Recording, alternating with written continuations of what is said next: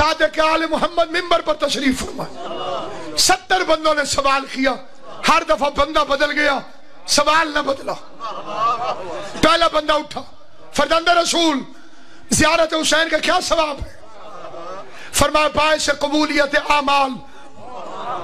दूसरा बंदा उठा, मौला ज़ियारत हुसैन का क्या सवाब है?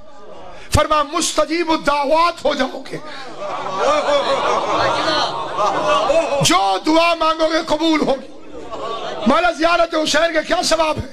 फरमाया इस्लाहुल उमूर, तुम्हारे कामों में आसानी हो जाएगी। चौथा बंदा उठा, मौला ज़ियारत हुसैन का क्या सवाब है? फरमाया मगफरत। और बंदे ने पूछा मौला ज़ियारत हुसैन का क्या सवाब है? क्या 70 बंदों की शफाअत का हक। मौला ज़ियारत हुसैन का क्या सवाब है? फरमाया पहली रात कब्र में हुसैन खुद तुम्हारे साथ रहेंगे। मौला ज़ियारत हुसैन का क्या सवाब है? फरमाया 1.25 लाख अंबिया से मुसाफहे की फजीलत। मौला ज़ियारत हुसैन का क्या सवाब है? फरमाया शुहदा का दर्जा। मौला ज़ियारत हुसैन का क्या सवाब है? फरमाया जिस जहन्नमी की चाहो शफाअत करके उसे अपने साथ जन्नत में ले जाओ। क्या मौला ज़ियारत हुसैन का क्या सवाब है? फरमाया क़यामत वाले दिन ऊंचे मकाम पर बैठोगे। मौला ज़ियारत हुसैन का क्या सवाब है?